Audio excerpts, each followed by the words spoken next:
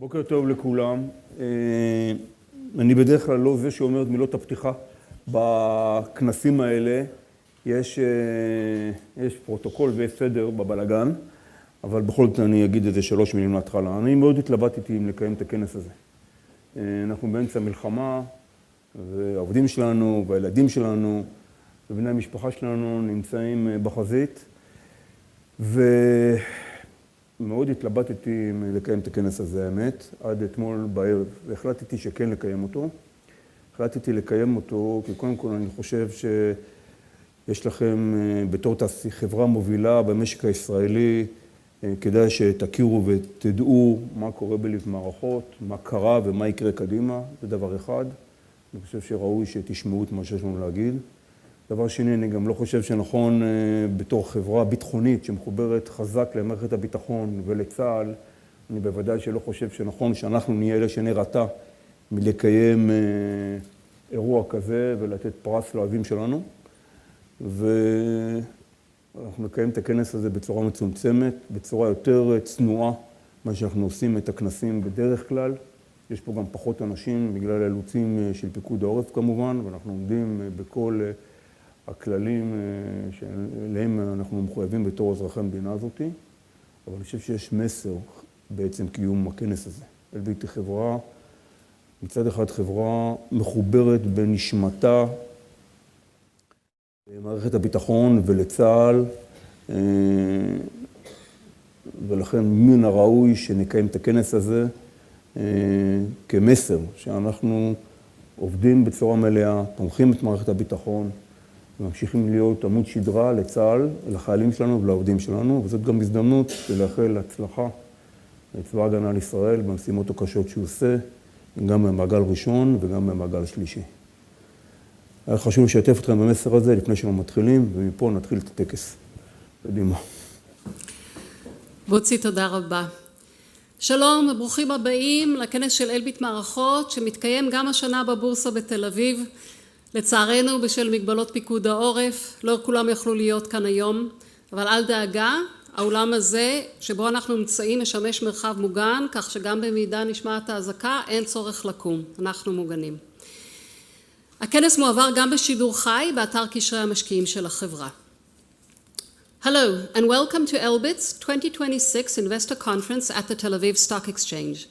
I am Daniela Finn, VP of Investor Relations at Elbit Systems.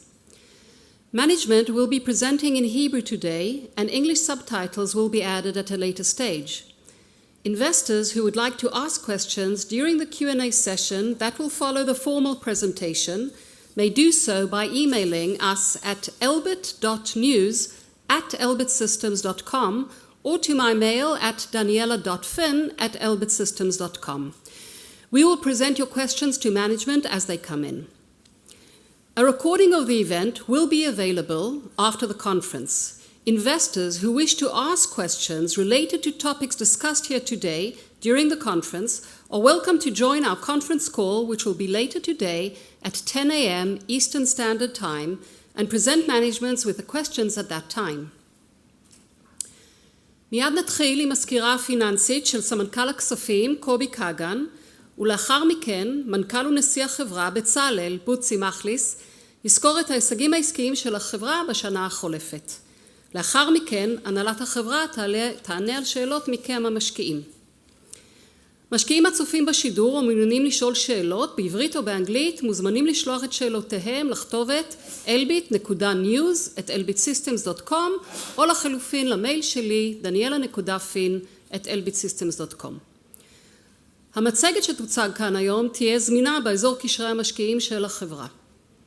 לפני שנתחיל, אני מבקשת להסב את תשומת לבכם לדיסקליימר ולהצהרת נמל המבטחים המופיעים בדוחות החברה מהבוקר ה-17 למרץ 2026 ובמצגת שתוצג כאן היום. נבהיר כי אין להסתמך על המידע שהוצג כאן לצורכי השקעה. כמו כן, המידע שיוצג היום עשוי לכלול מידע צופה פני עתיד המבוסס על הערכות החברה ואשר אינו ודאי. הסקירה הפיננסית שתוצג היום כוללת נתונים שאינם על פי כללי החשבונות המקובלים או non-GAAP.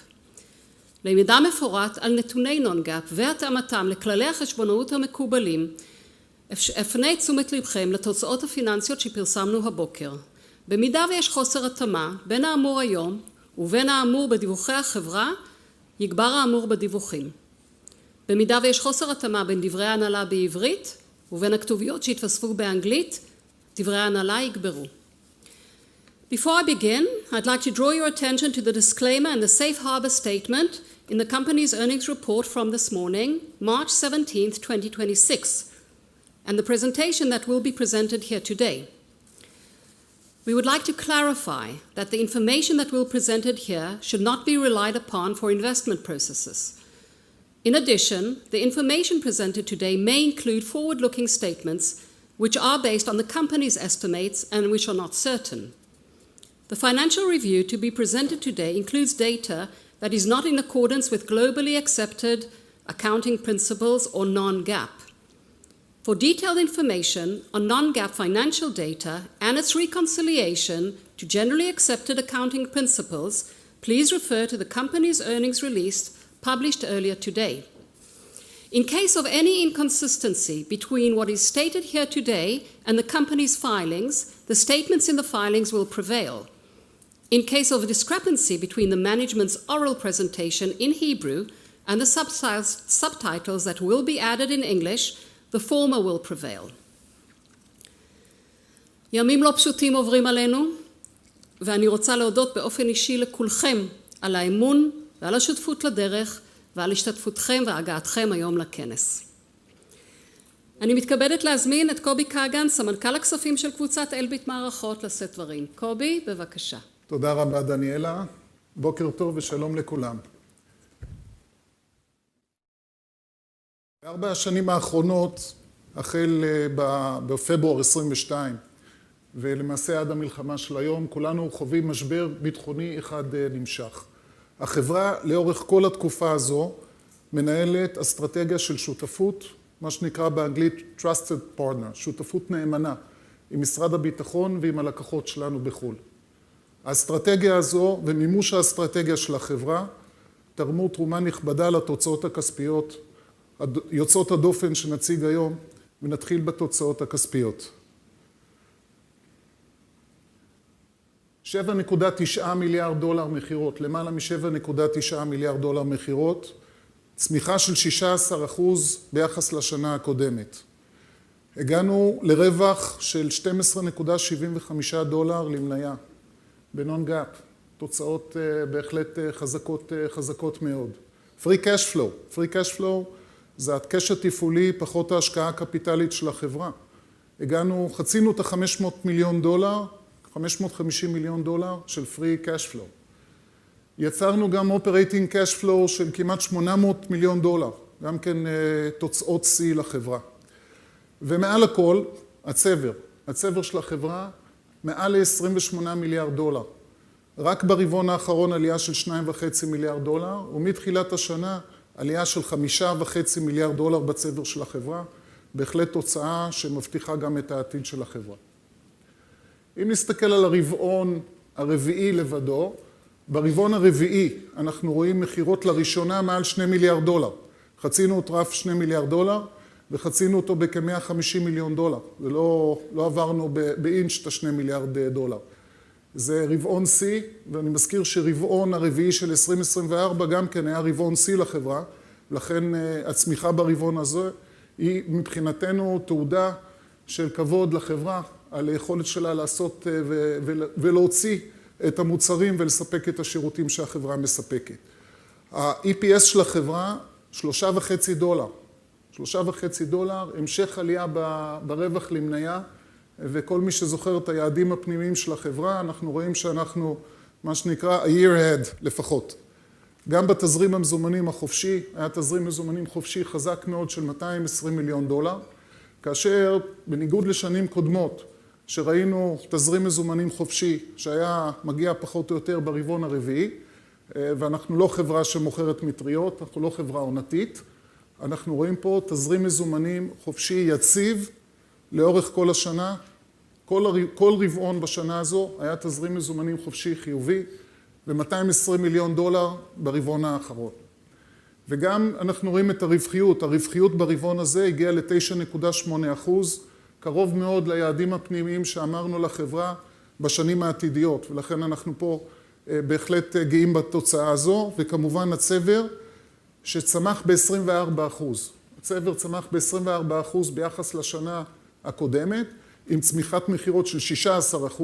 מכאן ברור שלחברה יש, הצבר של החברה תומך את המשך צמיחת המחירות של החברה. אם נסתכל על הצבר למעשה, כל הגידול בצבר הוא מחוץ לישראל. זה גידול בינלאומי בצבר. אנחנו בשנה הקודמת היינו כמעט במספר הזה בישראל, 7.9 משהו. זה אומר שכל $5.5 מיליארד הם גידול מחוץ לישראל. ובוודאי לא ניתן להתעלם ממה שעובר על כולנו, ובוצי יתייחס לנושא הזה בהרחבה. בהמשך זה פותח לנו הזדמנויות משמעותיות מאוד בישראל, מאחר ואנחנו ספק מוביל למשרד הביטחון, כפי שאמרתי, שותף נאמן למשרד הביטחון. גם מבחינה גיאוגרפית, כדאי לציין במיוחד את אירופה, חצינו את רף $2 מיליארד מחירות באירופה, לראשונה. גדלנו באירופה פי 2.6 בחמש השנים האחרונות. זה גידול דרמטי, ואנחנו רואים קדימה את הפאנל גם של ההזדמנויות שלנו, וגם של הצבר שלנו באירופה. אז גם באירופה צמחנו ב-17% ביחס לשנה קודמת, וחצינו את רף $2 מיליארד. ישראל אנחנו במחירות של כ$2.5 מיליארד בשנה הזו, וגם בישראל גידול של 29%. אנחנו רואים גם בצפון אמריקה כמעט 9%, כמעט גידול דו ספרתי, ובאסיה פסיפיק גידול של כמעט 20%. זאת אומרת, בכל הגיאוגרפיות אנחנו צומחים. ראוי לציין שג'פריס הוציא מחקר לאחרונה בארצות הברית על החלק של המחירות של כל הפירס וכל החברות הדומות לנו, והוא ציין במיוחד שאלביט מוכרת בארצות הברית, היחס מחירות שלה בארצות הברית קטן ביחס לאחרים, על מנת להדגיש את פוטנציאל הרווחיות ופוטנציאל האפשרויות שיש באסיה פסיפיק ובאירופה. נעבור לסגמנטים שלנו, חטיבות אלביט. בראש ובראשונה, חטיבת יבשה. אתם רואים את חטיבת יבשה, צמיחה של כמעט 40%. צמיחה של כמעט 40%. יש חטיבת יבשה, ועם קייגר של 33%. חטיבה שהפכה להיות החטיבה הגדולה בחברת אלביט. ESA, החברה שלנו בארצות הברית, שנה שעברה בכנס, לוק סבוי, מנכ"ל החברה בארצות הברית הופיע כאן, שטח בפניכם את האסטרטגיה שלו, האסטרטגיה שלו עובדת. צמיחה של 7% עם קייגר של 8%. אנחנו רואים גם צמיחה יפה בחטיבות המודיעין ובחטיבת התקשוב. ואם מסתכלים על החלוקה, שוב, כמו החלוקה של הגיאוגרפיות, החלוקה באלביט כמעט מאוזנת בין החטיבות. זה נותן המון כוח לחברה, היא לא נשענת על חטיבה אחת, היא לא נשענת על גיאוגרפיה אחת. זה כוח מאוד משמעותי לחברה. ואם נסתכל על הרווחיות של הסגמנטים, אנחנו מפרסמים בשנתית הרווחיות של הסגמנטים, ראוי לציין במיוחד את אלביט סיסטמס אוף אמריקה, אנחנו רואים שיפור דו-שנתי, היינו break even ב-2023, גדלנו ל3.5%, וכפי שאמרנו, נמשך השיפור, שיפור של 3.7% בשנה הזו, זו קפיצה דרמטית, ל7.2%, וזה עדיין לא המקום שאנחנו רוצים לראות את ESA. אנחנו רוצים לראות את ESA יותר, אבל השיפור הדרמטי הזה על מחירות של בערך רבע ממחירות החברה, זה תרומה רק של ESA, של אחוז שלם לרווחיות הכוללת של החברה, וגם בארצות הברית, בוצי ידבר על זה, הזדמנויות יוצאות דופן. וחטיבת יבשה, קיבלתי מרבים מכם שאלות לאורך השנתיים האחרונות, לגבי הרווחיות של חטיבת יבשה. האם הרווחיות של חטיבת יבשה, מאחר והיא פועלת מול משרד הביטחון, באחוז גדול יותר מהחברה, האם הרווחיות שלה נמוכה יותר? אז הנה התשובה. אנחנו רואים שברווחיות התפעולית, אולי אנחנו ברווחיות הגולמית, אולי נמוכים יותר, אבל אנחנו רואים שברווחיות התפעולית, בזכות מנוף תפעולי מאוד גדול שיש בחטיבה, אנחנו רואים שהחטיבה הזו חצתה את 10% והגיעה ל-11.4%, ואני חייב לומר שזאת לא המילה האחרונה.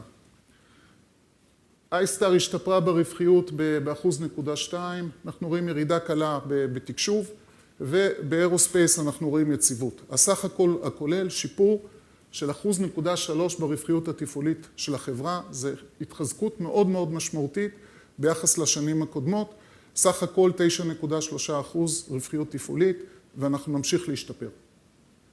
ואם מסתכלים על ה-EPS, בסוף ה-EPS הוא המדד, אחד המדדים החשובים ביותר.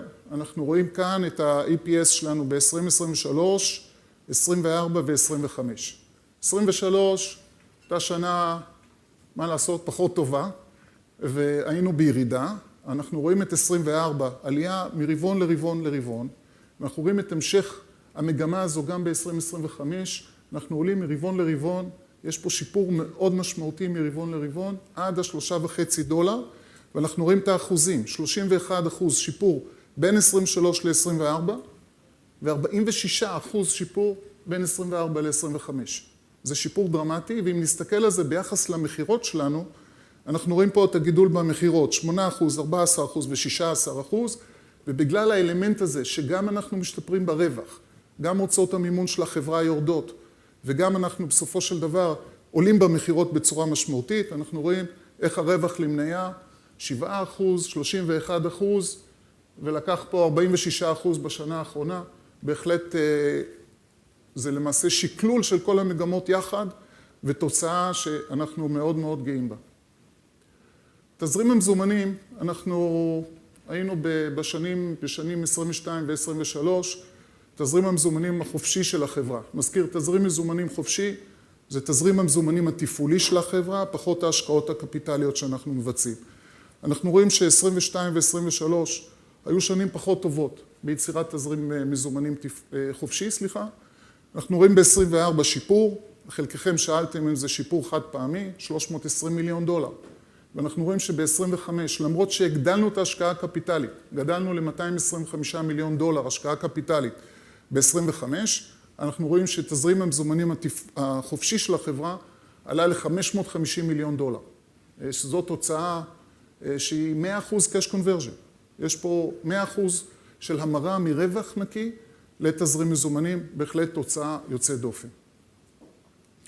וכמובן שזה ביחד מתרגם לסיטואציה שאנחנו עוברים מחברה שלאורך השנים הייתה בחוב, אנחנו רואים איך מחוב של $600 מיליון בסוף 24, הגענו לפלוס $430 מיליון בשנה הזו, כמובן שחלק מזה זה תמורה של ההנפקה שעשינו, שאני אדבר עליה בעוד דקותיים, אבל אנחנו רואים פה 400, גייסנו כ-$600 מיליון, 572 למי שרוצה לדייק, זה אומר שהחברה ייצרה $430 מיליון של תזרים מזומנים חופשי אחרי תשלום דיבידנדים, יש פה בהחלט שינוי מגמה מאוד משמעותית, ועלייה באבידה של החברה ב-$200 מיליון, מ-$680 מיליון ל-$880 מיליון.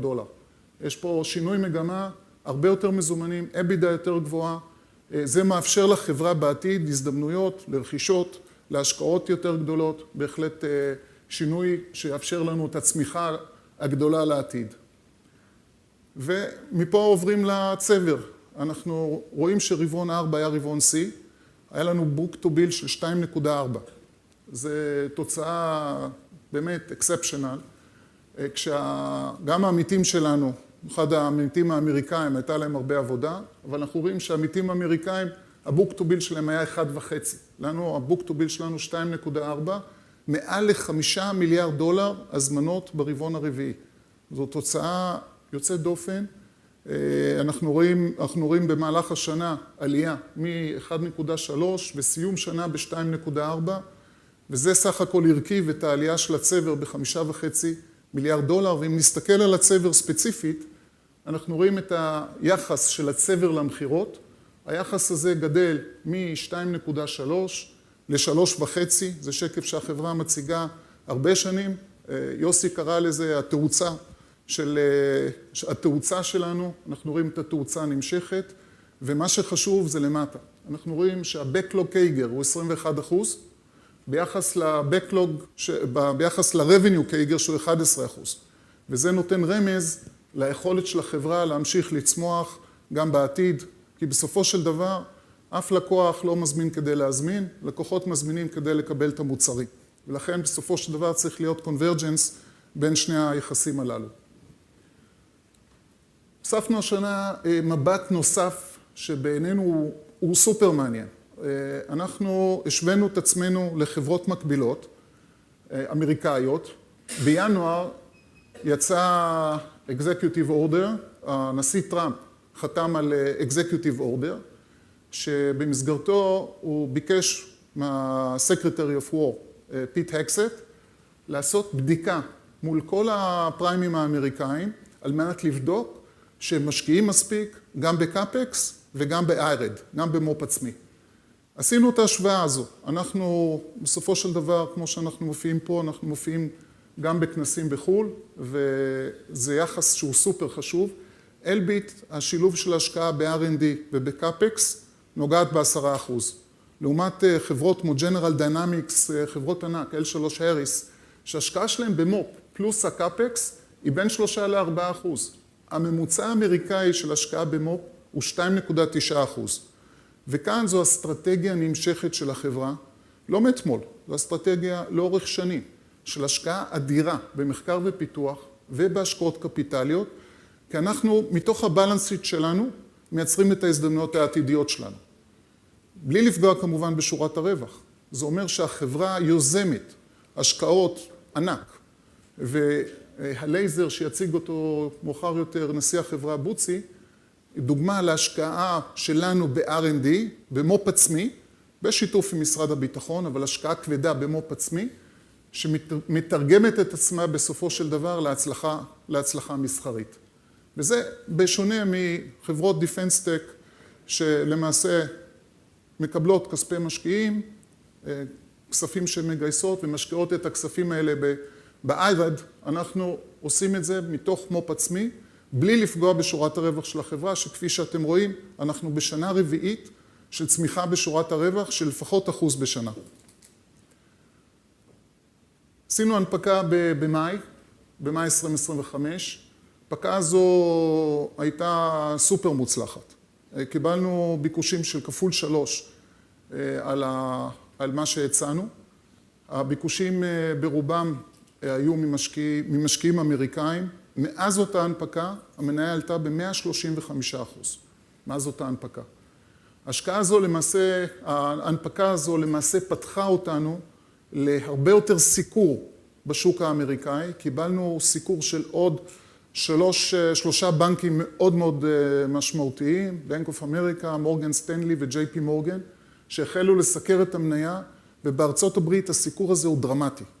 ושוב, ג'פריס מפרסם מחקר שלמעשה מצטט מה ההתעניינות בחברה בפורומים רלוונטיים למשקיעים. ההתעניינות ב-2024 באלביט, לא היינו בכלל ברשימה הזו. ב-2025 הגענו לחצי מרמת האזכורים של לוקהיד מרטין. ויש לזה משמעות אדירה מבחינת ההשקעה של משקיעים אמריקאים במניה. מאז גם הליקווידיטי, גם המחזורים של אלביט גדלו דרמטית. אנחנו רואים לאחרונה מחזורים שחצו $200 מיליון בנסדק. המחזור לפני הנפקה היה בין 6 ל-10 מיליון דולר ליום. זה זינוק דרמטי שכמובן מראה על מידת ההתעניינות במניה. הפכנו להיות לא רק סיפור ישראלי, אנחנו סיפור ישראלי, אבל גם סיפור בינלאומי, במיוחד בארצות הברית. מבחינת קפיטל אלוקיישן, החברה השקיעה למעלה $500 מיליארד במו"פ עצמי. אלה מספרים מדהימים. זה מספר מאוד מאוד גדול, וכפי שאמרתי, $225 מיליון בהשקעה קפיטלית. בנוסף לזה חילקנו דיבידנדים, $112 מיליון. הודענו היום שאנחנו מגדילים את הדיבידנד לדולר, למעשה זה $4, דולר זה לרבעון, זה $4 לשנה. זה אומר שהחברה תחלק חלק משמעותי, כמעט 40% מהרווח הנקי שלה, או 30-40% מהרווח הנקי שלה לדיבידנד. אנחנו חושבים שנכון להגדיל את הדיבידנד, לשתף את המשקיעים, כמובן גם בהצלחה של החברה. אם נסכם, אנחנו רואים שתוצאות C של החברה בכל הפרמטרים, כמעט מה שנקרא באנגלית double digit growth של כמעט כל הפרמטרים, אנחנו רואים רבעון רביעי שחצה לראשונה את 2 מיליארד דולר מחירות, ואנחנו רואים את הצמיחה הגדולה של 16% בין שנה לשנה, ואנחנו רואים את צמיחת הרווחיות של החברה, 1.3% שיפור ברווח של החברה. אז מי שבקיא בעולם הזה של תעשיות ביטחוניות, זה שינוי דרמטי. לא, קשה מאוד להגיע לשיפור כזה. הסיקור בארצות הברית יש לו משמעות מאוד גדולה. הרחבת הסיקור בארצות הברית, מסיקור של חברה אחת של ג'פריס לסיקור של 4 בנקים כל כך משמעותיים, יש לזה כמובן משמעות אדירה, ואנחנו, השיפור הדרמטי בקש פלו של החברה, אנחנו מאוד גאים בשיפור הזה. השיפור הזה תומך בעתיד שלנו וביכולת שלנו בעתיד להמשיך להתרחב אסטרטגית. בוצי, the floor is yours.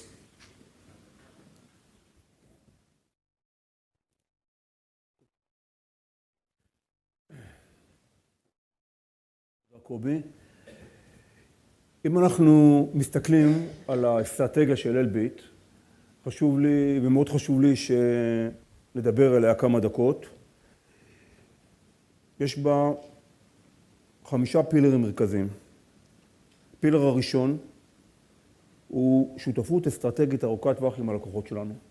אנחנו פחות מחפשים עסקה חד פעמית שתיתן לנו תשואה גבוהה. אנחנו מחפשים חיבור אסטרטגי ארוך טווח שישאיר אותנו, ייצר קשר ארוך ומתמשך עם הלקוחות שלנו. אתן לכם דוגמה. אירופה, זה ברור שאירופה, נדבר עוד מעט, קובי דיבר על זה שאירופה משקיעה, המחירות שלנו באירופה גדלו ללמעלה מ2 מיליארד דולר בשנה האחרונה. וזה נכון שאירופה היא שוק יעד מאוד גדול לאלביט, ויש לנו פוטנציאל מאוד גדול בה. אבל זה ברור שבעוד 4 או 5 שנים, אירופה בונה לעצמה תעשיית ביטחון משמעותית. היא מנצלת את הגידול הזה כדי לבנות לעצמה תעשייה ביטחונית ארוכת טווח. ואנחנו רוצים להיות חלק מזה, אנחנו רוצים להיות חלק מהמהלך הזה, ולכן אנחנו בונים יחסים ארוכי טווח, ואנחנו גם משקיעים ומרחיבים בחברות שלנו במדינה הזאת ובמדינות אחרות באירופה. חלק משמעותי מהאסטרטגיה שלנו, בוודאי ממשרד הביטחון, אבל מול כל הלקוחות שלנו בעולם. החלק השני בנוי על נוכחות בינלאומית רחבה. זו תשתית שאלביט בנתה במשך שנים, 40 חברות בנות בכל העולם, בארצות הברית, באנגליה, בקנדה, בגרמניה, באוסטרליה, באוסטריה, בהודו ועוד באמירויות ועוד הרבה מאוד מדינות אחרות, שחברות שמנוהלות על ידי אנשים מקומיים, חברות שלהם אנחנו מעבירים את הידע, חברות שבהם אנחנו מפתחים, בחלקם אנחנו גם מייצרים ידע ייחודי, והם חלק מהאקוסיסטם בכל מדינה ומדינה בראייה ארוכת טווח. החלק השלישי בנוי על Innovation ו-R&D. Innovation ו-R&D, וגם על זה קובי דיבר, $500 מיליארד, למעלה מ$500 מיליארד השקעה ב-R&D, ועוד $250 מיליון השקעה בקאפקס, שהיא תומכת את המוצרים החדשים של החברה. זה אירוע מאוד חריג. זה אירוע מאוד חריג, כי בעצם אנחנו לא מחכים ללקוחות שלנו שיגידו לנו מה לעשות, אנחנו לא מחכים ל-RFP שיגיע, למכרז שיגיע, שנענה עליו ועל בסיסו נבנה את המוצרים העתידיים שלנו במימון הלקוחות שלנו. אנחנו חוזים את העתיד שלנו לבד, אנחנו מבינים לאיפה השוק הולך, אנחנו במובן מסוים לוקחים סיכון ואנחנו מפתחים מערכות חדשות שאנחנו יודעים שיהיה להם ביקושים בהמשך. הלייזר רב עוצמה שאני אדבר עליו בהרחבה עוד מעט, הוא דוגמה לזה. אנחנו מפרסמים היום שמדינת ישראל בחרה לפתח לייזר רב עוצמה אווירי עם אלביט מערכות, גם מערכות למסוקים וגם פודים למטוסי קרב, וזה חלק מאסטרטגיה, אנחנו קיבלנו לזה גם, משרד הביטחון החליט להצטרף לפיתוח וקונה בהצטיידות ראשונית המערכות האלה, וזה דוגמה להשקעות ארוכות טווח של אלביט על פני שנים, שבסופו של דבר מניבות פוזיציות חדשניות ומובילות בשוק הביטחוני הבינלאומי. דוגמה אחרת, מערכות לא מאוישות בים, כמו הסיגל של אלביט, שהן מערכות שפיתחנו על פני זמן, עם סונארים שמפותחים בחברת בת שלנו בקנדה, לחפש מוקשים ולדעת ולנטרל אותם. יש להם ביקושים אדירים בשוק היום, בעקבות מה שקורה במוצרי הורמוז. זה גם כן דוגמה להשקעות גדולות שעשינו בעבר, ישנם עוד הרבה כאלה שאנחנו עושים היום, אנחנו לא מדברים עליהם, כשאנחנו מגיעים לנקודה שהם רלוונטיים לשוק, אנחנו מציגים אותם, וזו תפיסה מאוד מיוחדת ומאוד חריגה בשוק הביטחוני. Defense Tech מנסה לייצר דברים דומים כאלה היום, אבל פה באה העוצמה של חברה גדולה, שמתנהגת כמו חברה קטנה, עם רעב של חברה קטנה, ועם רצון בעצם להיות מובילת שוק. חלק הרביעי, שהוא אולי הכי חשוב, זה האנשים. יש באלביט 24,000 עובדים, גדלנו ב2,000 עובדים בשנה האחרונה, שהם באמת יוצאי דופן. ואני כל פעם מתמלא גאווה מהאנשים שעובדים בחברה הזאת, 14,000 מתוכם בארץ, כ10,000 מתוכם בחו"ל, 8,000 מהנדסים בחברה הזאת, אנשים שרואים שליחות, רואים משמעות במה שהם עושים, ובאמת מובילים את החברה הזאת, והם הסיבה להצלחה של החברה. עם כל הכבוד לי ועם כל הכבוד להנהלה, הסיבה האמיתית זה העובדים של החברה הזאת. אני אספר לכם סיפור, אני יודע, למרות שזמני מוגבל, בכל זאת אני אספר איזה סיפור. אני לאיזו תקופה לפני 12 שנה שלמדתי בהרווארד כמה חודשים, ושם הצגתי לאחד המרצים את אלביט בתור טסט קייס. הוא אמר, אני לא מבין בכלל איך אתם עובדים.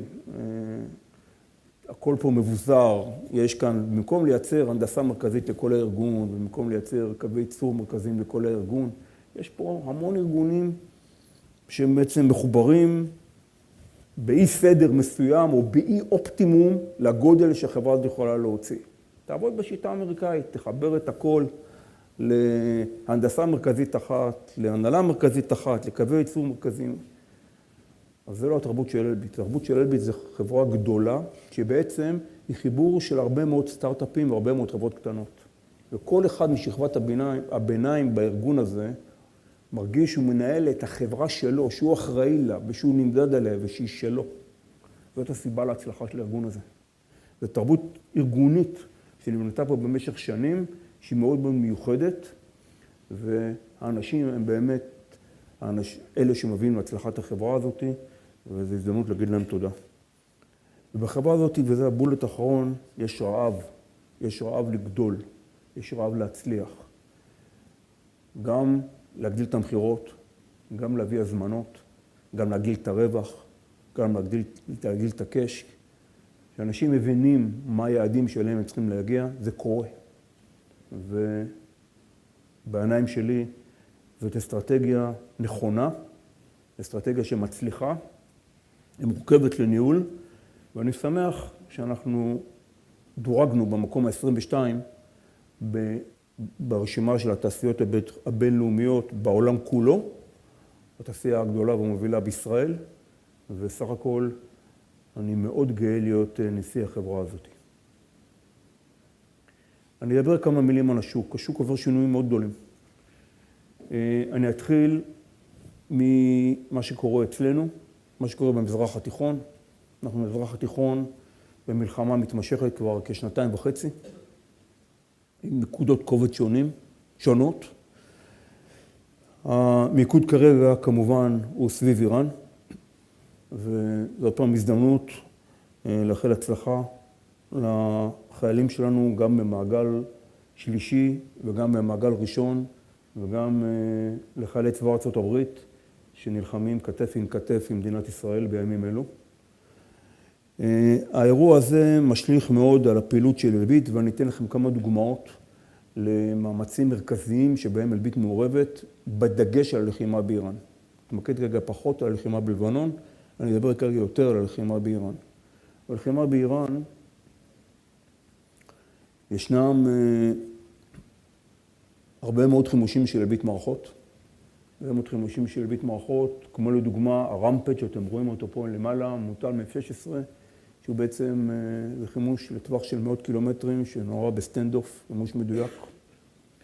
כמו למשל חימושים וראשי ביות בסטנד-אין, שמיוצרים בישראל, וחיל האוויר מטיל אותם בכמויות מאוד גדולות בשעות אלו, מעל איראן. כמו למשל מערכי מל"טים שלנו, שהם הבקבון של המל"טים של חיל האוויר, שהם משמשים גם להשמדת סוללות טק"א וגם לציד של משגרים באיראן, כמו מערכות הסרדה למטוסים, שבהם אנחנו מובילים עולמיים, שמאפשרים למטוסים שלנו לטוס הלוך וחזור ולחזור בבטחה ולהתמודד עם האתגרים המורכבים של הזירה האיראנית, כמו למשל מערכת אתרוג זהב, זאת מערכת השליטה והבקרה של מערכות החץ ושל מערכות שרביט קסמים שמפותחות אצלנו, ועוד הרבה דוגמאות אחרות. כל המעורבות של אלביט בלחימה באיראן היא מהותית. הלחימה הזאת היא משפיעה לא רק על ישראל, היא משפיעה גם על מדינות נוספות שסובבות את איראן, שבחלקם אנחנו פעילים, אפילו פעילים מאוד, וזה מחזק את השותפות האסטרטגית שלנו עם אותם הלקוחות גם כן. הלחימה בצפון, נגיד לה מילה אחת, כל אלביט מעורבת בלחימה בצפון, אם זה מערכות צייד, אם זה חימושים מדויקים, רקטות ארטילריות שבאות לידי ביטוי מדויקות, פצמ"רים, מערכות לטנקים, אלקטרואופטיקה, ל"א, פק"מים, הרבה מאוד דברים של אלביט שמעורבים בלחימה, גם בצפון בימים אלו. האירוע הזה של המלחמה שכרגע קורית מול איראן משפיע על כל המזרח התיכון, לא רק על ישראל, ולכן היא גם משפיעה על הפוטנציאל של אלביט בכל המזרח התיכון. וכפי שאתם יודעים, אנחנו פעילים באמירויות, יש לנו חברת בת באמירויות, אנחנו פעילים במדינות נוספות, וייצר לנו הזדמנות מאוד גדולה. אבל זה לא הקונפליקט היחידי. זה מתחבר לקונפליקטים אחרים שקורים בעולם בשנים האחרונות. כמובן המלחמה באירופה בין רוסיה לאוקראינה מייצרת מוקד הצטיידות משמעותי בכל מדינות אירופה.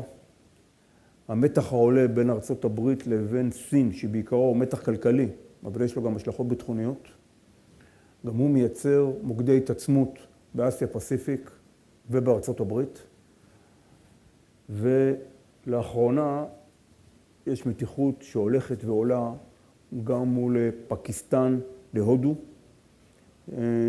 כאשר מאחורי הפקיסטנים עומדות מעצמות נוספות, וגם זה מייצר מרכז משמעותי להצטיידות והזדמנויות עבורנו. אם אנחנו מסתכלים על תהליכים במקרו שקורים כתוצאה מהקונפליקטים האלה בעולם, אז עלייה גדולה בתקציבי ביטחון.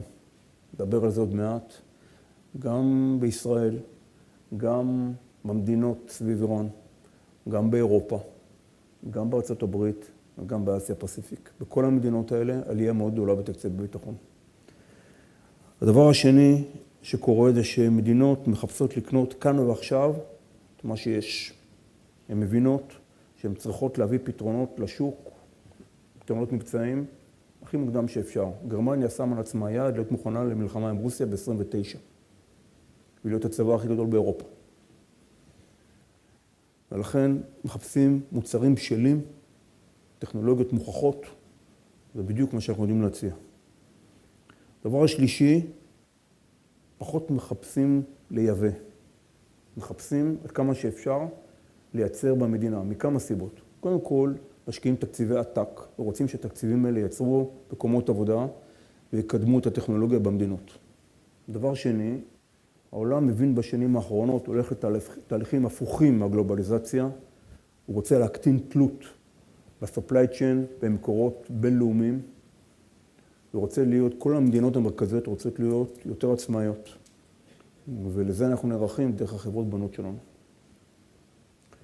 וישנה גם רגישות מאוד גדולה לתהליכי ביטחון בכל מדינה, security בכל מדינה ומדינה, שגם את זה אנחנו מתמודדים דרך החברות המקומיות שלנו. החברות המקומיות שלנו עומדות בדרישות הביטחון של המדינות השונות שבהן הן פועלות.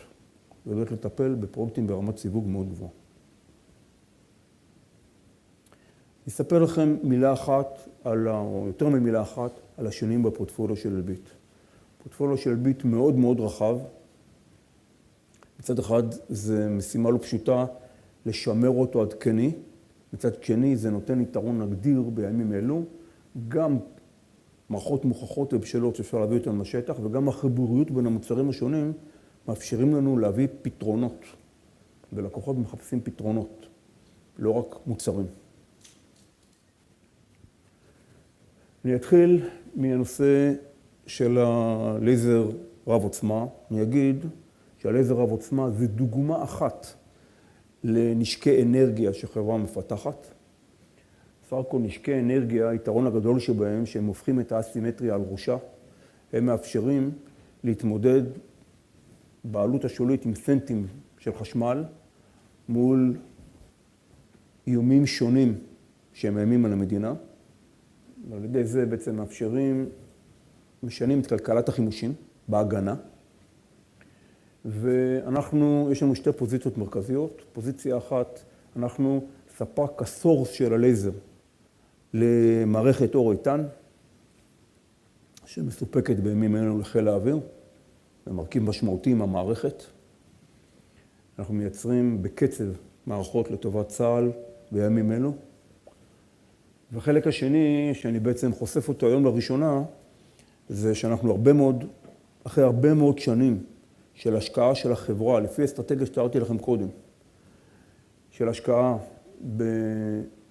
בנשק אנרגיה ולייזר רב עוצמה לאוויר, משרד הביטחון בחר להשתתף עם אלביט בתהליכי הפיתוח, ובחר לרכוש הצטיידות ראשונית של לייזר רב עוצמה אווירי, גם למסוקים שלו וגם פודי לייזר למטוסי הקרב.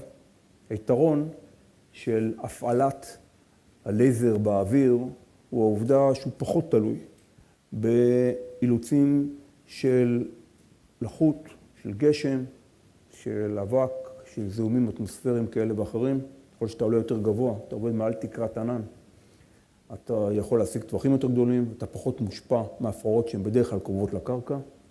והיתרון השני, שיודע לטפל באיומים, לאו דווקא סביב אתר כזה או אחר שמקובל לקרקע, ידע לטפל באיומים הרבה לפני שהם הגיעו לגבולות המדינה, להוריד אותם בעומק, ועל ידי זה להקטין את הסיכון השיעורי שלהם לפגיעה במדינה שלך.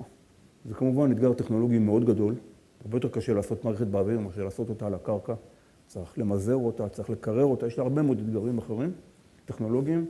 אני חושב שאנחנו מאוד מתקדמים בפתרונות, בהשקעה מאוד גדולה של מו"פ של החברה, והמערכות האלה מבצעו בחיל האוויר, ואני חושב שיהיה להם שוק מאוד גדול בעולם. זה לכם סרט קצר.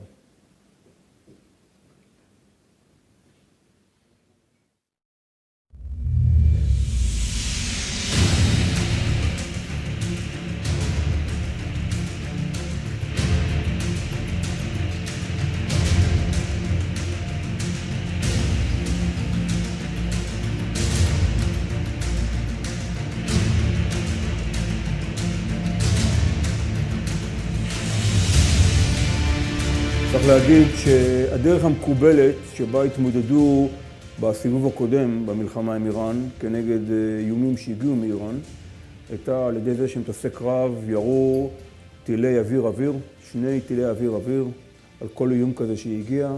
מדובר על מיליונים של דולרים לכל טיל. בסופו של דבר זה עלות אינסופית שהיא לא ססטיינבל בראייה ארוכת טווח.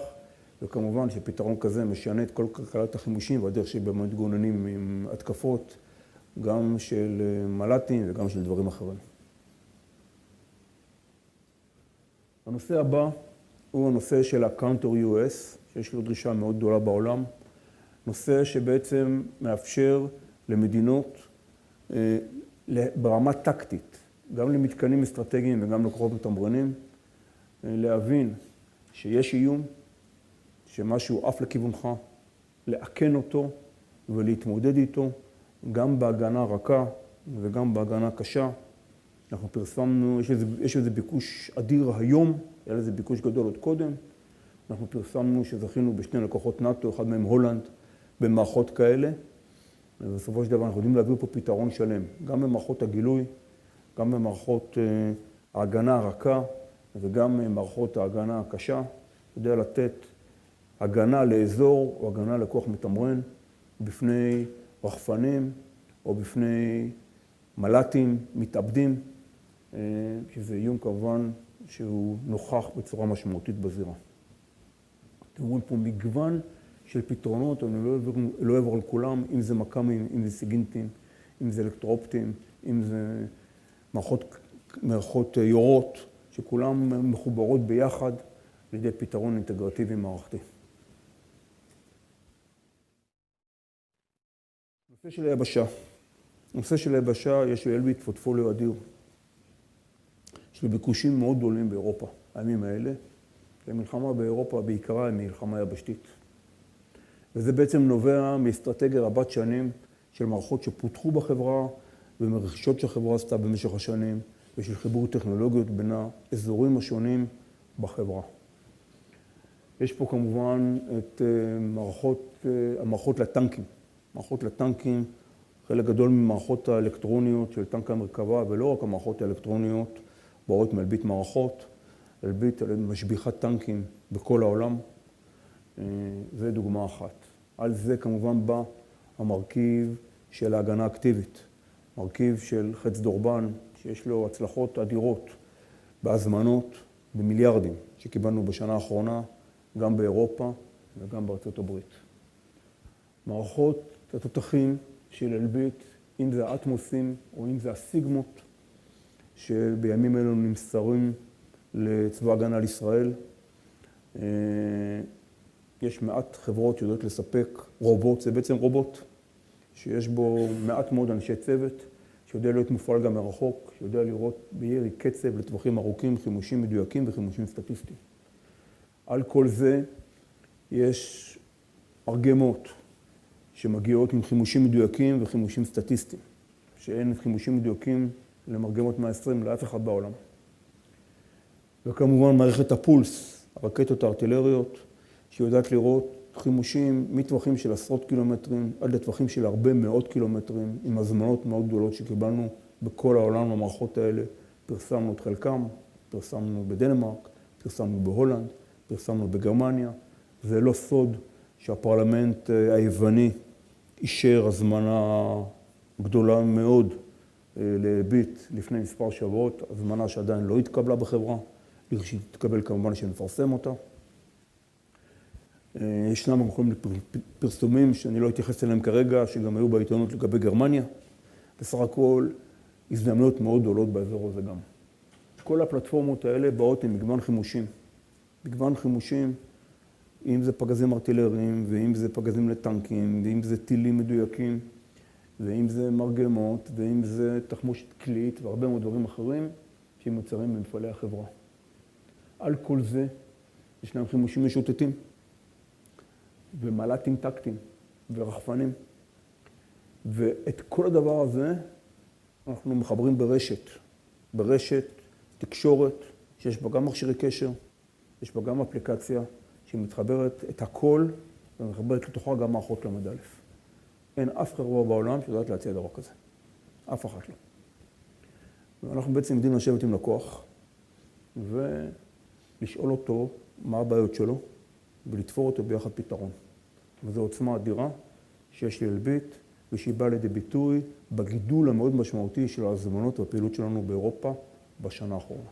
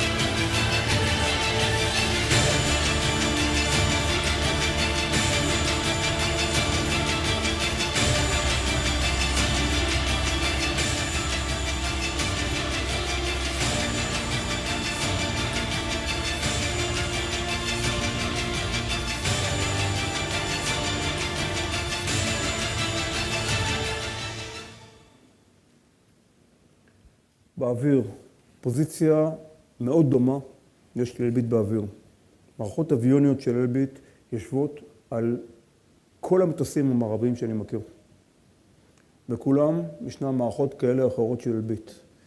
אם זה מערכות קסדה, שאנחנו מוביל עולמים בו, אם זה מערכות ל"א, אם זה מחשבי משימה, אם זה חימושים, אם זה מכלים להערכת טווח. על כל זה תוסיפו מגוון חימושים שונים.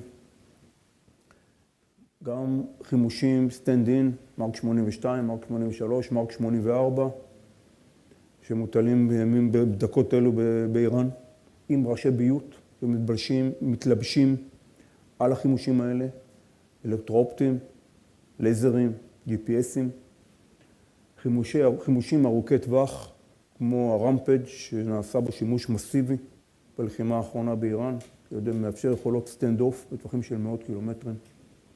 על כל זה באים מערכות השפחת המסוקים שלנו, וחיל האוויר פרסם שמסוקי הפרא שהוא מצטייד בימים אלו, באים ממערכות אוויוניקה ומערכות השרדה של אלביט מערכות.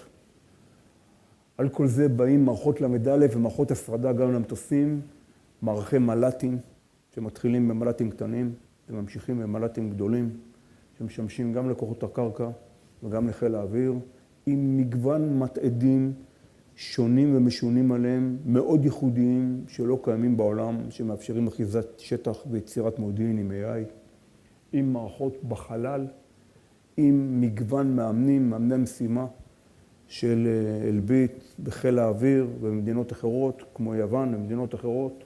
הם המובילים מסוגם בעולם, בתי ספר לטיסה באנגליה וביוון. ועל כל זה רשת עם מכשירי רדיו עם אפליקציה של אלביט מערכות. גם פה, שליטה מלאה, מקצה לקצה, בשליטה מערכתית, גם בפלטפורמות, גם בהשבחות וגם בפתרון. וגם בתחום הזה יש בו הצלחות מאוד גדולות בשנים האחרונות.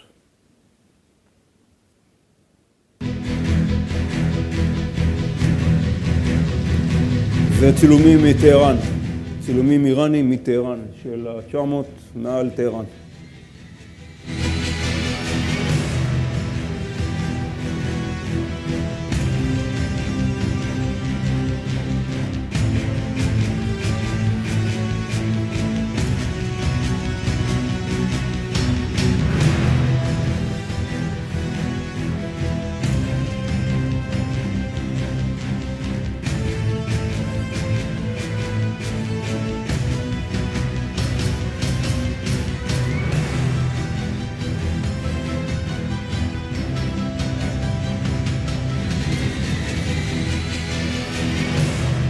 מערכות ל"א שיוצרות איום וירטואלי לחימוש שמגיע מנגד.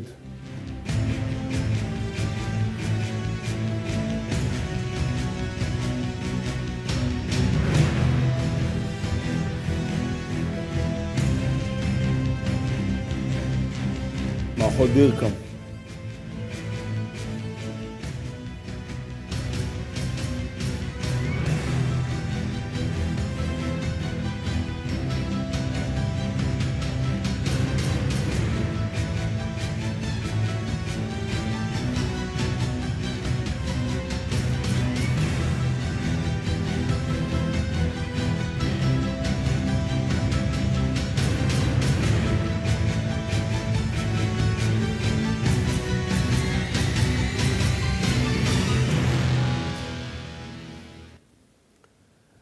האזור השלישי הוא התחום הימי, תחום שאנחנו משקיעים בו מאמץ מאוד גדול להרחבת הפורטפוליו בשנים האחרונות. ישראל בהקשר הזה היא לאו דווקא בהכרח מרכז הפעילות שלנו. בתחום הימי, עיקר הפעילות שלנו נמצאת בארצות הברית, בקנדה, באנגליה ובאירופה בכלל. מגוון מערכות רחב, מכ"מים ימיים, עמדות נשק ימיות, טילי ים, קרקע, מל"טים שיוצאים מספינות, סונרים, כלים בלתי מאוישים, כלים לזיהוי מוקשים, כלים לטיפול במוקשים ימיים, שיש להם דרישה מאוד גדולה בימים אלו, מערכות אלקטרואופטיות, מערכות שליטה ובקרה ומערכות תקשורת. יש לנו חברה בארצות הברית שנקראת ספרטון, תחת אלביט סיסטם אוף אמריקה, אחד משני ספקי הסונובויז, שזה הסונור המתכלים לגילוי צוללות בארצות הברית. חברה מאוד מצליחה, עם הזמנות בארצות הברית ובכל העולם. יש לנו חברת סונארים בקנדה, עם הצלחות בכל אירופה ובאסיה פסיפיק למערכות הסונארים שלה. יש לנו מערכות למד א' ימיות בישראל, שזכינו בהן גם באנגליה וגם בגרמניה, ועוד הרבה אחרות.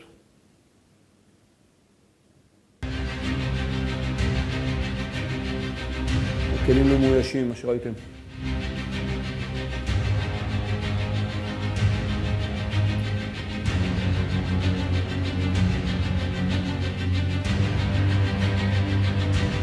מערכות קליטה ובקרה ימיות. הצי הבריטי והצי הגרמני קונים מערכות למד א' מאלביט.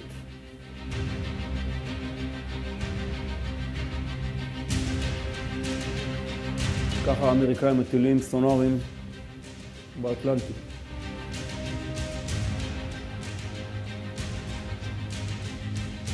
כלים לגילוי צוללות ומוקשים. סונארים נפרסים מרחוק, מכלים מאוישים בים, לא מאוישים בים. ככה זה נפתח.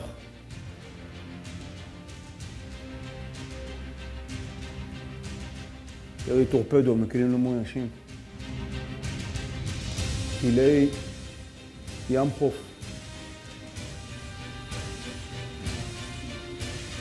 שימושים משוטטים שיוצאים מספינות. עמדות נשק ימיות.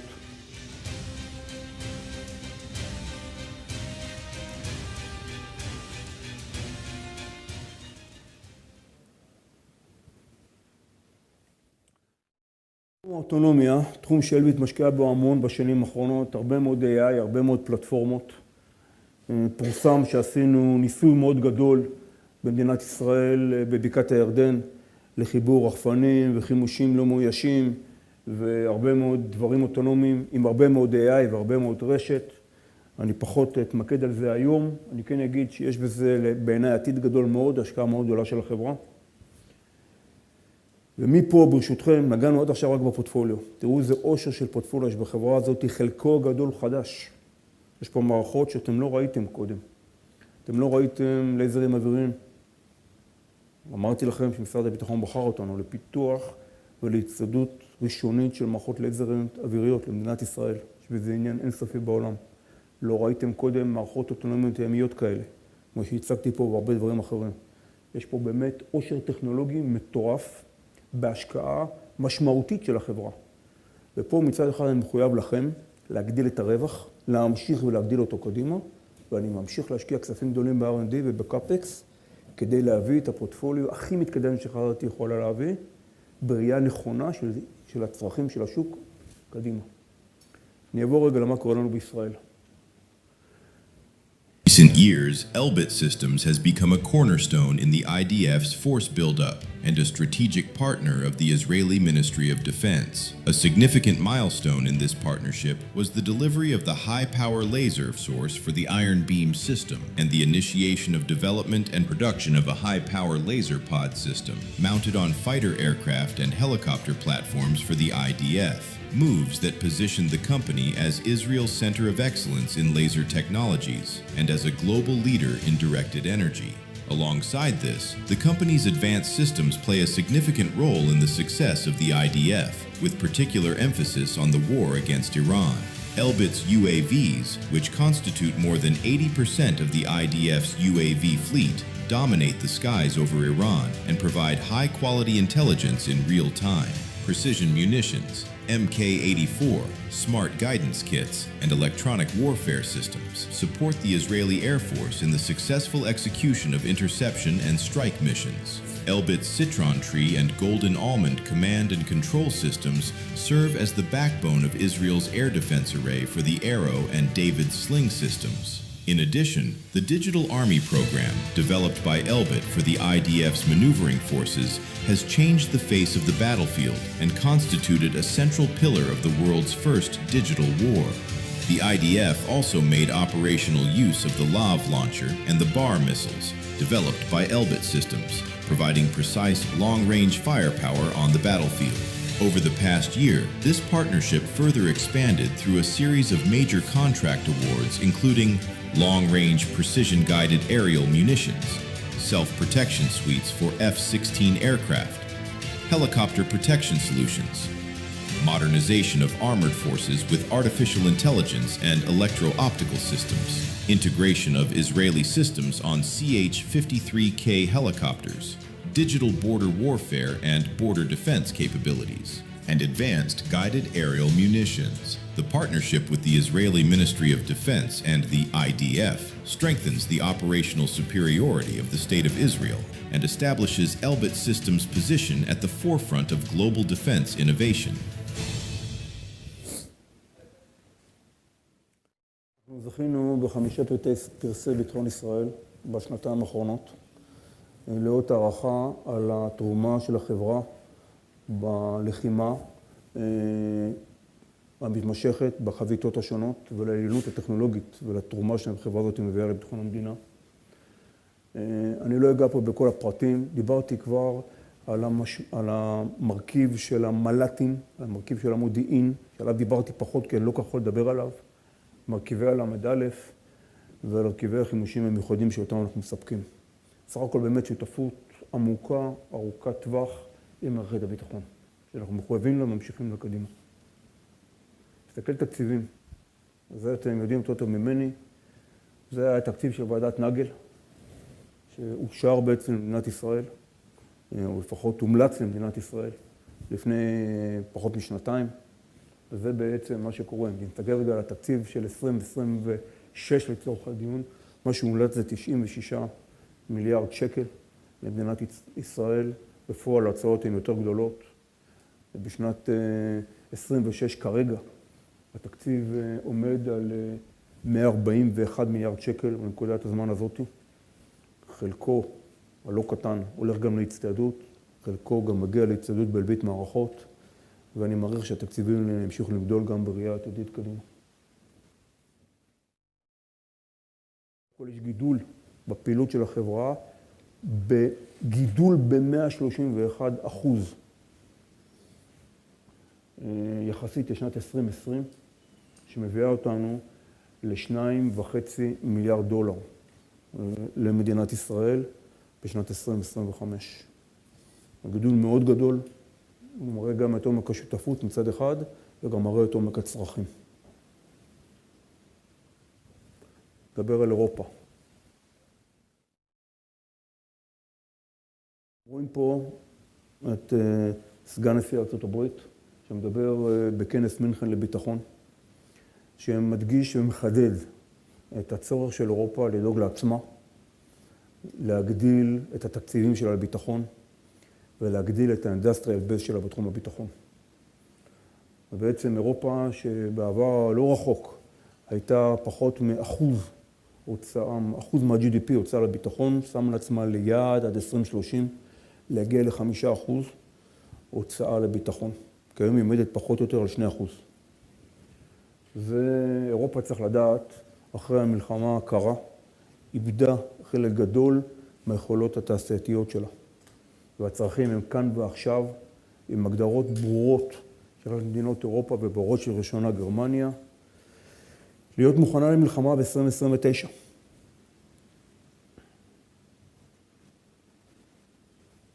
אלביט, תסתכלו מצד שמאל. מצד שמאל אתם רואים את תקציב ההצטיידות, זה רק ציוד.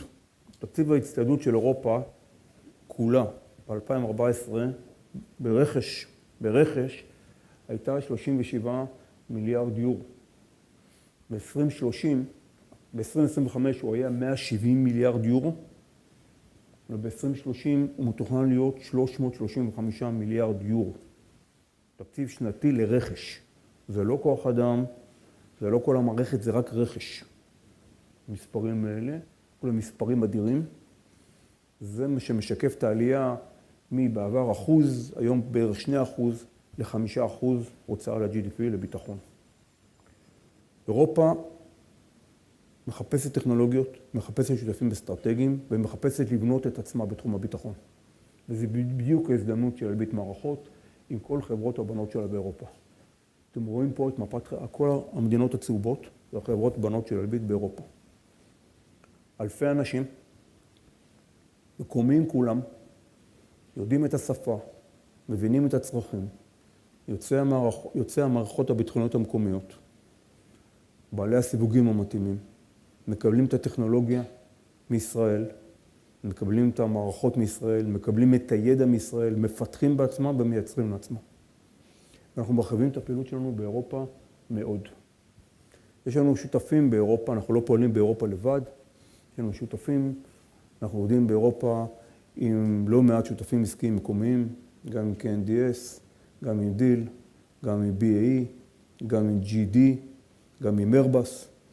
ובנוסף למערכת של חברות בנות שלנו, אנחנו גם עובדים עם שותפים מקומיים בכל רחבי היבשת, כדי להרחיב את הפעילות שלנו במדינה עוד.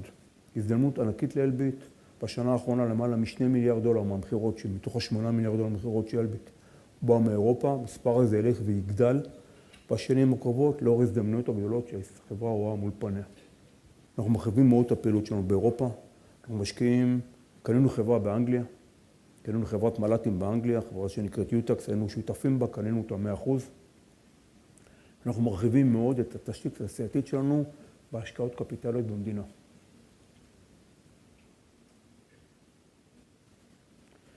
דבר על גרמניה, בסוף גרמניה היא זו שמובילה את מאמצי ההתחמשות באירופה. אנחנו יושבים בגרמניה כבר למעלה מ-20 שנה, מרחיבים את האתרים שלנו במדינה. כל המערכות שמופיעות פה, מערכות שאנחנו מספקים או נספק בקרוב, אנחנו תחת חוזים עבורם, למשרד ההגנה הגרמני. פוטנציאל מאוד גדול, גם במערכות פולס, מערכות רקטיות, גם בלמד א', מערכות דירקם, מערכות אלקטרופטיות, מערכות תקשורת. אנחנו שותפות אסטרטגית עמוקה מגרמניה, אנחנו גם חלק מעסקת החץ, שתעשייה האווירית במדינה חתמה עם גרמניה. וההזדמנות שלנו בגרמניה הן מאוד גדולות. Following the war in Ukraine and amid recent NATO-level decisions, Allies made a historic commitment to invest 5% of their GDP in defense and security. defense spending and procurement across Europe have accelerated drastically, with member states facing increasing pressure to significantly raise defense budgets. In this environment, Elbit Systems has expanded its presence across Europe, not as an external supplier, but as an integral part of the European defense ecosystem. The company operates through a growing network of local subsidiaries across the continent, supported by technology transfer, expanded production lines, and long-term industrial partnerships with national industries and OEMs. Recently, Elbit Systems launched new facilities in Germany and acquired UTAX, a UK-based company.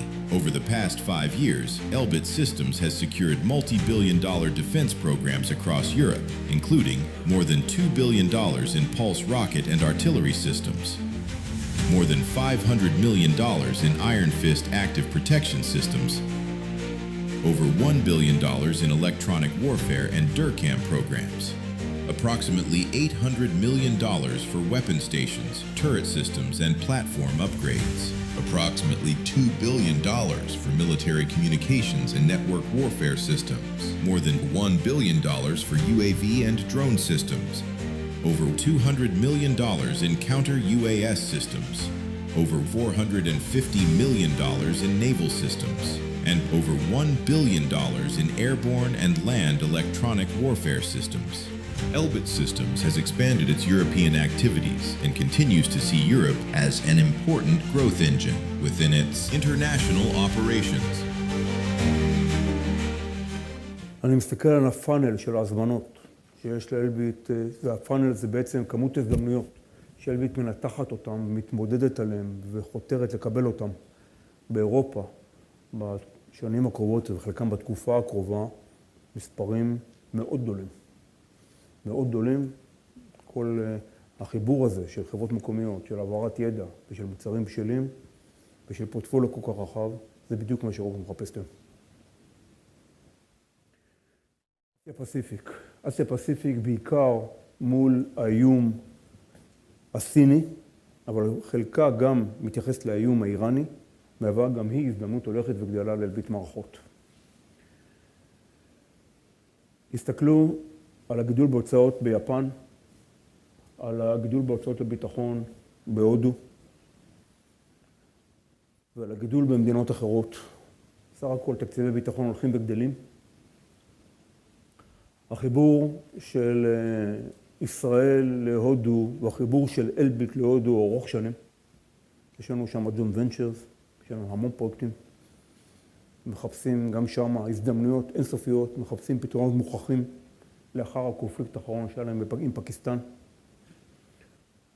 גם במקומות אחרים שאני יכול פחות לדבר עליהם פה היום. אבל סך הכל, אתם רואים עלייה גדולה בתקציבי ביטחון. יפן החליטה להשקיע למעלה מ$100 מיליארד נוספים בתקציב הביטחון שלה.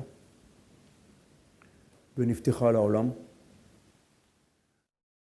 בסך הכל, אסיה פסיפיק מהווה לאלביט, ממשיכה להוות לאלביט שוק אטרקטיבי ורלוונטי, ואנחנו ממשיכים להשקיע בו ולהתפתח בו.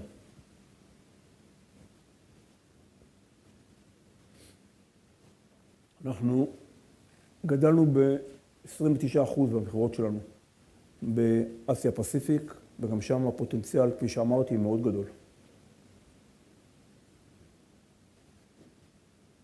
אמריקה. תקציבי הביטחון באמריקה בעלייה. קצת קשה לחזות בדיוק מה יהיה המספר, אבל מצד אחד יש את ההצהרות של הנשיא טראמפ. זה מספרים פנומנליים, וארצות הברית משתנה, ארצות הברית מחפש פתרונות גם היא בשלים, בעיקר לאסיה פסיפיק, בדגש על ים ועל אוויר. אנחנו יושבים על כל הפלטפורמות האמריקאיות. זה לא רשום, נאמר את זה בהתחלה על ידי קובי, לא יודע אם שמתם לב, זה לא רשום בצבר שלנו. ישנם חברות שרושמות את הפוזיציה, זה נקרא צבר רך, רושמות את הצבר הרך הזה בתוך הבקלוג שלהם. אנחנו לא רושמים את זה. אנחנו רושמים רק את ההזמנות הקשות שאנחנו מקבלים, ואנחנו יושבים על כל הפלטפורמות האמריקאיות, גם בים, גם באוויר וגם ביבשה, ויש לנו שם הזדמנויות מאוד גדולות בשותפות עם כל הפריימים המובילים. אני רוצה לדבר על זה. SBMC, פרסמנו את זה לפני שבוע. SBMC זה מערכת החייל העתידית לארמי האמריקאי. אנחנו זכינו בפרויקט הזה, זכו בו 3 חברות, לשלב, ייבחרו בו כנראה 2, ייצור סדרתי. כל הארמי האמריקאי אמור להצטייד בזה. אנדרואיל, היא אחד מהשחקנים האלה, עוד חברה קטנה ואנחנו. זה בעצם מערכת שמחברת Situation Awareness וראיית לילה לקסדה של חייל, הרבה מאוד AI, הרבה מאוד טכנולוגיה, ואני מאוד גאה שנבחרנו בזה. הצבא האמריקאי יצא עם מכרז לרכש של תותחים ארטילריים, הזדמנות מאוד מעניינת של אלביט מערכות. בהקשר הזה, על סמך הסיגמה, שאנחנו מספקים אותו לצה"ל. אתם רואים פה מערכות שוב שאנחנו מספקים לצבא האמריקאי. הזדמנויות מאוד גדולות בתחום הגנת הגבול, שאנחנו עובדים עליהם בימים אלו. בסך הכל, וגם הזדמנות להיות חלק מהגולדן דום. בגולדן דום יש לאלביט מה להציע, ואנחנו מקדמים את היכולות שלנו גם בתחום השליטה וההכרה וגם בדברים אחרים מול הגולדן דום בימים אלו.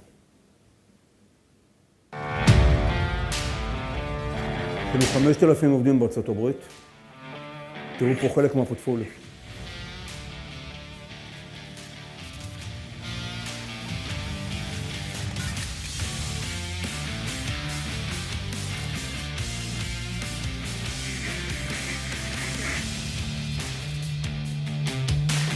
מערכות ראיית לילה.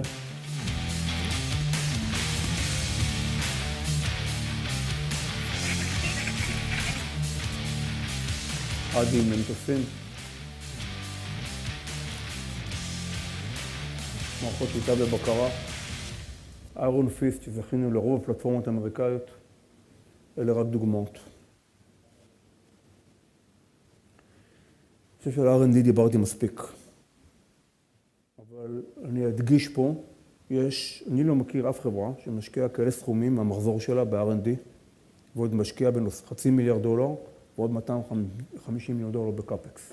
סך הכל למעלה מ-750 מיליון דולר בשנה. זה כדי לבנות את העתיד. זה לא במקום גידול ברווח, זה בנוסף לגידול ברווח. זה לא מודל מקובל בתעשייה הזאת.